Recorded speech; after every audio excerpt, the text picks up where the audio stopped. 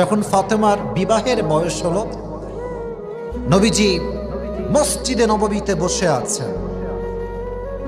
প্রথমেই যিনি বিয়ের প্রস্তাব নিয়ে আসলেন, ইসমুহু ওমর ফারুক রাদিয়াল্লাহু তাআলা আনহু, এসে বলছে, ইয়া রাসূলুল্লাহ, I wanna marry your daughter, this is my proposal. আমি আপনার মেয়েকে বিয়ে করতে চাই।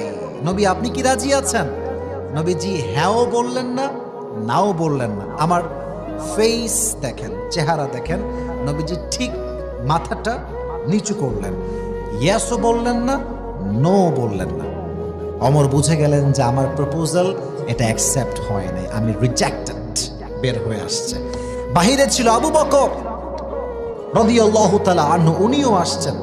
নবী, আপনার মেয়েকে বিয়ে করতে চাই, পারমিশন আছে আপনার? নবীজি ইয়েসও বলেন নাই, নো বলেন নাই। 3 নাম্বার আরেকজন আসবে যিনি, তিনি হচ্ছেন স্পেশাল।